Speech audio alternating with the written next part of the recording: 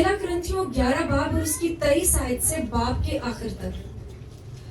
کیونکہ یہ بات مجھے خداوند سے پہنچی اور میں نے تم کو بھی پہنچا دی کہ خداوند یسوع نے جس رات وہ پکڑوایا گیا روٹی لی اور شکر کر کے توڑی اور کہا یہ میرا بدن ہے جو تمہارے لیے ہے، میری یادگاری کے واسطے یہی کیا کرو.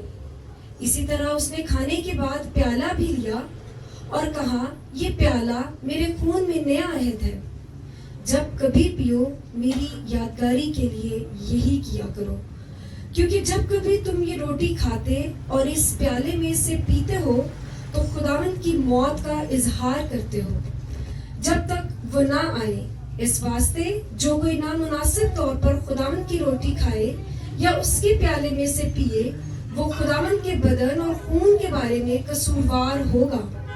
بس آدمی اپنے آپ کو آزما لے اور اسی طرح اس روٹی میں سے کھائے اور اس پیالے میں سے پیے، کیونکہ جو کھاتے پیتے وقت خداوند کے بدن کو نہ پہچانے وہ اس کھانے پینے سے سزا پائے گا. اسی سبب سے تم میں بتھیرے کمزور اور بیمار ہیں اور بہت سے سو بھی گئے. اگر ہم اپنے آپ کو جانتے تو سزا نہ پاتے، لیکن خداوند ہم کو سزا دے کر تربیت کرتا ہے تاکہ ہم دنیا کے ساتھ مجرم نہ ٹھہرے. بس اے میرے بھائیوں، جب تم کھانے کے لیے جمع ہو تو ایک دوسرے کی راہ دیکھو. اگر کوئی بھوکا ہو تو اپنے گھر میں کھا لے تاکہ تمہارا جمع ہونا سزا کا باعث نہ ہو، اور باقی باتوں کو میں آ کر درست کروں گا. خداوند کے زندہ پاک کلام کے پڑھے سنے اور سمجھے جانے پر خداوند کی خاص برکت ہو. آمین. کیا آج آپ اس برکت کو لینا چاہتے ہیں؟ دل سے لینا چاہتے ہیں؟ تو ابھی جو حوالہ آپ کے سامنے میں نے تلاوت کیا، اس کا عنوان جو ہے وہ ہے اشاعۂ ربانی. ہم لوگ اشاعۂ ربانی لینے کے لیے ہفتے میں، مہینے کے پہلے ہفتے میں، پہلے اتوار میں، پہلی سروس میں خداوند کی اس پاک میز میں شامل ہوتے ہیں، اس کے بدن اور خون میں سے پیتے ہیں اور کھاتے ہیں، سیر ہوتے ہیں.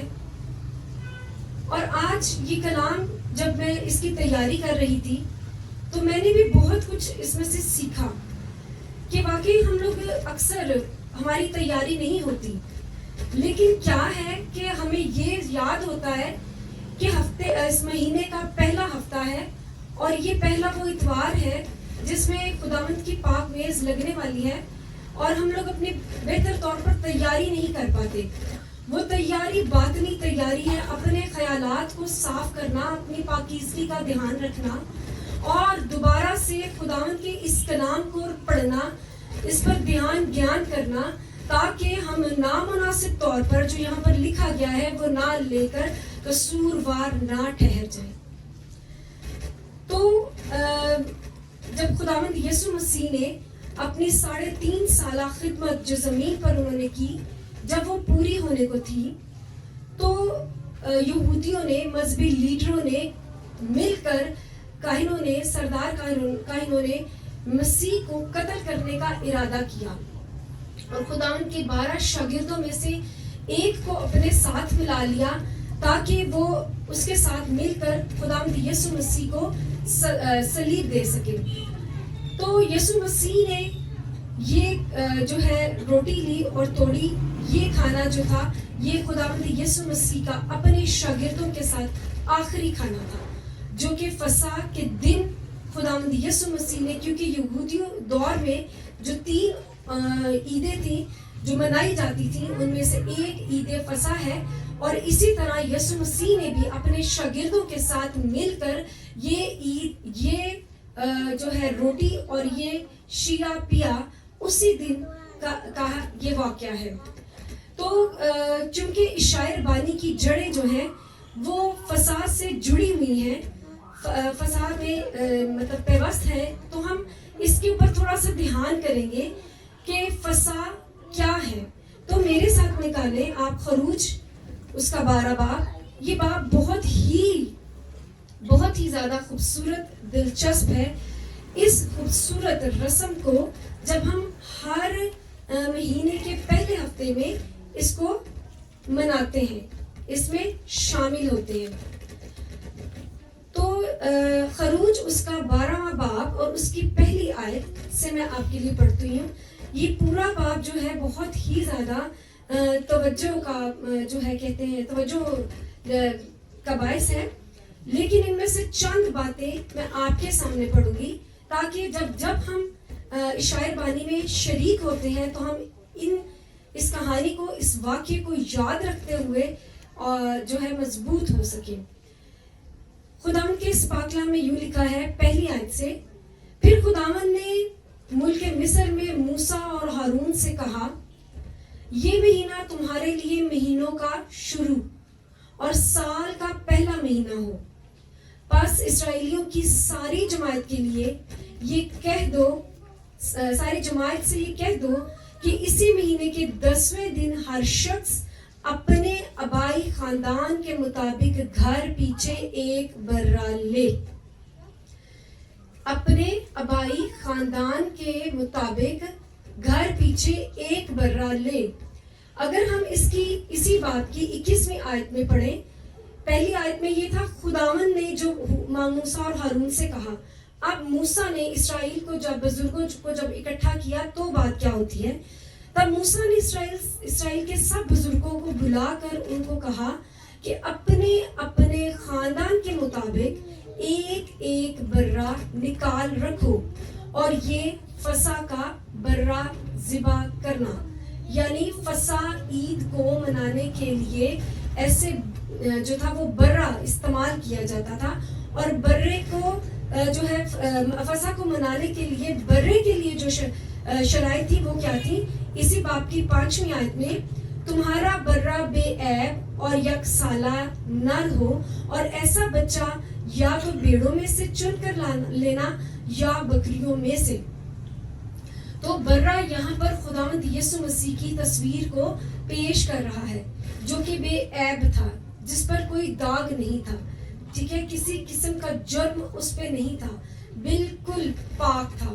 تو اگر اس کی اگلی آیات میں دیکھیں تو تم 22ویں آیت سے, اور تم زوفے کا ایک گچھا لے کر اس خون میں جو باسن میں ہوگا ڈبونا, اور اسی باسن کے خون میں سے کچھ اوپر کی چوگاٹ پر, جیسے چوکھٹ پر, جیسے کہ دروازہ ہم سب جانتے ہیں اس کو کھڑا کرنے کے لیے اس کے سائڈز پہ اور اس کے اوپر ایک لگایا جاتا ہے, اس کو سیٹ کرنے کے لیے, اس کو کھڑا کرنے کے لیے, جس کے اندر دروازہ سیٹ کیا جاتا ہے تاکہ وہ گر نہ سکے. تو اس کی چوکھٹ اور دروازوں کے دونوں بازوؤں پر لگا دینا, اور تم میں سے کوئی صبح تک اپنے گھر کے دروازے سے باہر نہ جائے. اس کے ساتھ ہی اس کی 25ویں آیت میں, اور جب تم اس ملک میں جو خداوند تم کو اپنے وعدے کے موافق دے گا داخل ہو جاؤ تو اس عبادت کو برابر جاری رکھنا.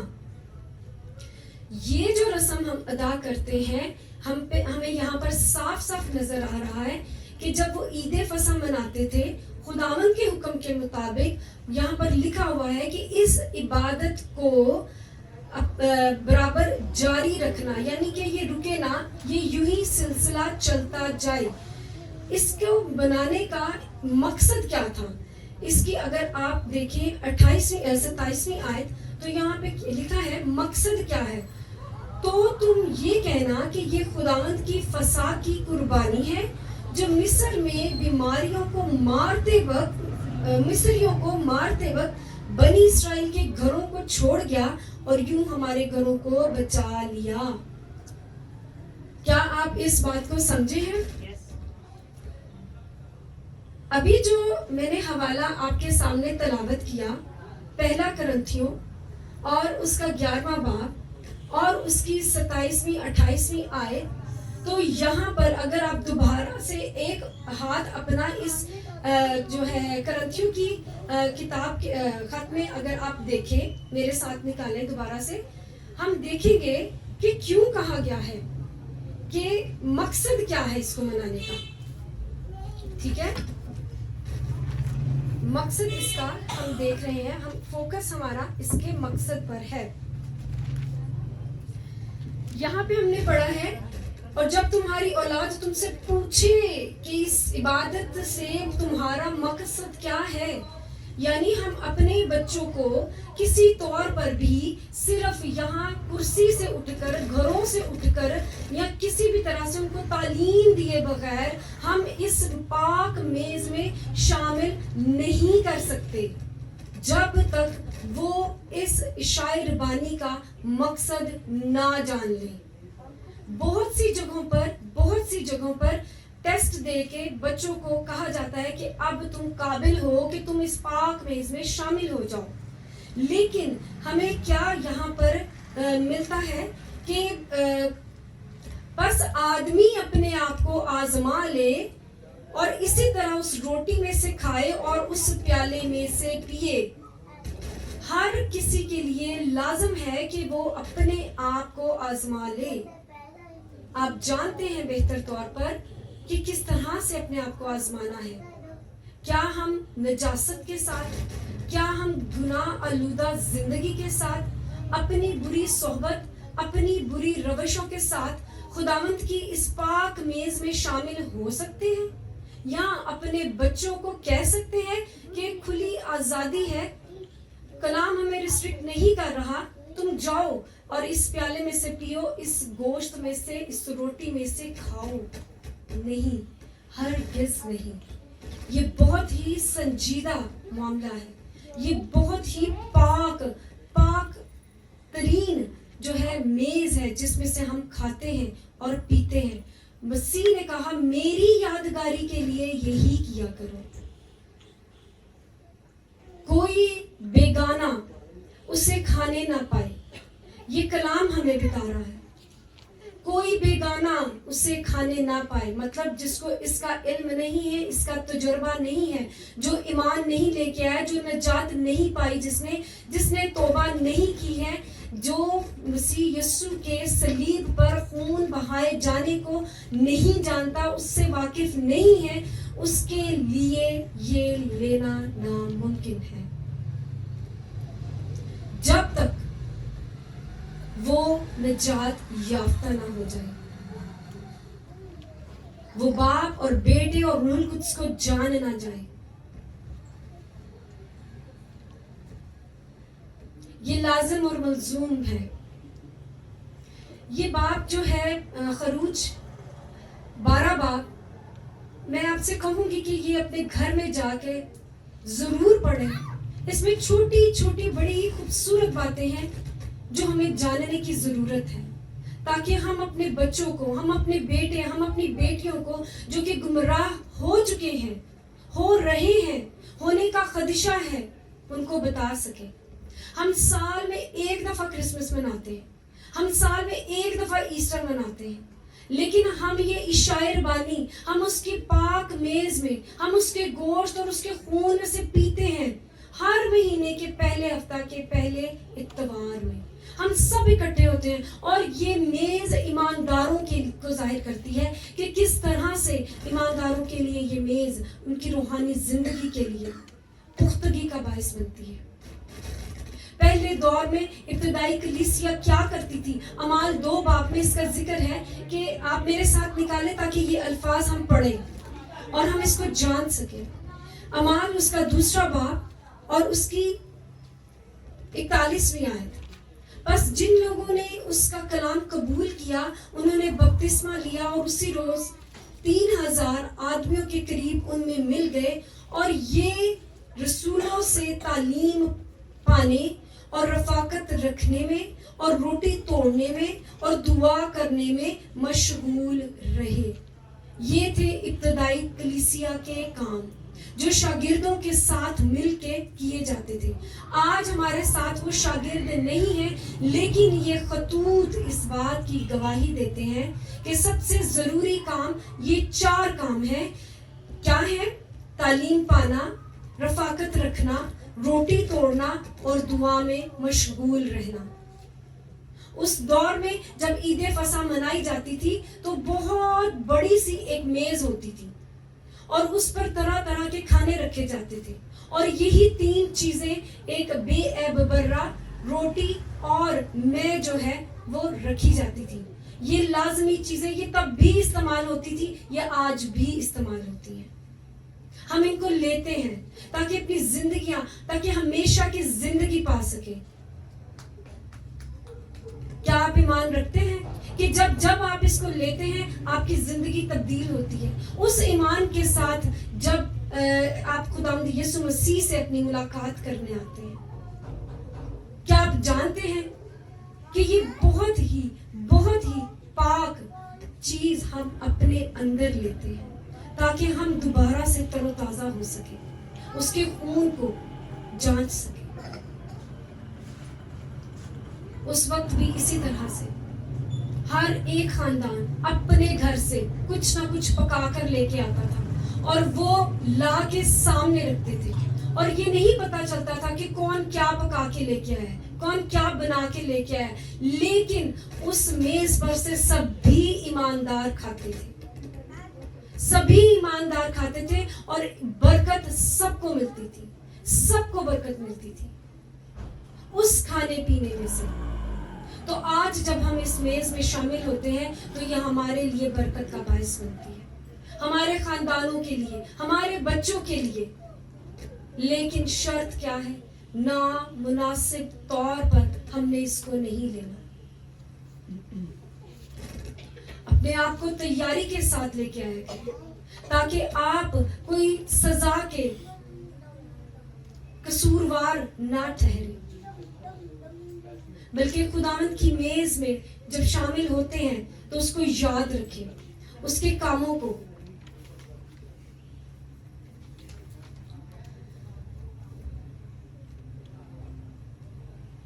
پیدائش اس کا 14واں باب اور اس کی 12ویں سے 18ویں آیت تک میں آپ کے سامنے پڑھوں گی. ابراہیم کے دور میں ہمیں اس کی کوئی بھی فسا کی اور شاعر بانی کی کوئی بھی تصویر کوئی بھی ہمیں ذکر نہیں ملتا ہے، لیکن ایک بڑی ہی گہری بات، ایک بڑی ہی راز کی بات، ایک بڑی بھید کی بات یہاں پہ اس باب کی ان آیات میں چھپی ہوئی ہے. میں سمجھ سکتی ہوں کہ یہاں پہ جتنے بھی ایماندار بیٹھے ہیں، جب میں یہ الفاظ پڑھوں گی تو یہ آپ کے لیے نئے نہیں ہوں گے، آپ اس کے مطلب کو خود ہی جان جائیں گے، لیکن میں آپ کے لیے پڑھوں گی. پیدائش اس کا 14واں باب اور اس کی 12 سے 18 آیات ہیں. یہ آپ اپنے پاس نوٹ کر لیں، میں کچھ باتیں اس میں سے آپ کے لیے پڑھتی ہوں. یہ ایک واقعہ ہے جو کہ بہت ہی خوبصورت ہے. اور ابراہیم 12ویں آیت سے، اور ابراہیم کے بھتیجے لوط کو اور اس کے مال کو بھی لے گئے کیونکہ وہ سدوم میں رہتا تھا. اگر اس کی اگلی آیات کی طرف چلیں تو اس کی 18ویں آیت میں ہے، 17ویں آیت میں، اور جب وہ قدیر لا عمر اور اس کے ساتھ کے بادشاہوں کو مار کر پھرا تو سدوم کا بادشاہ اس کے استقبال کو سوئی کی وادی تک جو بادشاہی کی وادی ہے آیا. جو بادشاہی کی وادی ہے آیا کون؟ ابراہیم. اس کے بھتیجے لوط کو وہ لے گئے تھے، لیکن جب اسے پتا چلتا ہے کہ لوط گرفتار ہو چکا ہے، اس کا مال سب کچھ وہ لے گئے ہیں، تو اس نے کیا کیا؟ اس کا تعقب کیا اور ان کو چھڑا کر وہ اپنے ساتھ لے آیا. اور ملک صدق سالم کا بادشاہ روٹی اور میں لایا، اور وہ خدا تعالیٰ کا کاہن تھا. اب اس بات کو سمجھیں، ان الفاظ کو سمجھیں. ملک صدق سالم کا بادشاہ یسوع ناصری جو دوبارہ آنے والا ہے، اس نے کہا میری یادگاری کے لیے یہی کیا کرو جب تک کہ میں نہ آؤں. آپ یوحنا کی انجیل پڑھیے، اس کے 6 باب اور اس کی 52 آیت میں لکھا ہے، جب تک کہ میں نہ آؤں میری یادگاری کے واسطے یہی کیا کرو. کتنی خوبصورت بات.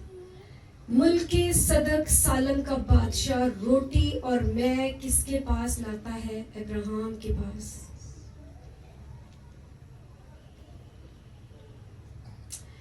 آج ضرور جب یہ عبادت ختم ہوتی ہے، اپنے گھر آپ جاتے ہیں، سونے سے پہلے یہ آیات جو ابھی ہم نے پڑھی ہیں پیدائش میں سے، خروج کا 12واں باب، کرنتھیوں اس کا پہلا باب، اس کی 11واں باب، اس کی آیات جو ابھی ہم نے تلاوت کی، میری درخواست ہے چند لمحات کے لیے اس کو ضرور پڑھیے گا، تاکہ ہم لوگ ہمیشہ کی زندگی جو کہ مسیح میں ہے ہم اس کو لے سکیں۔ خداوند اس کلام کے وسیلہ سے ہم سبوں کو بہت برکت دے، آمین۔ Praise God, hallelujah. Thank you, Jesus.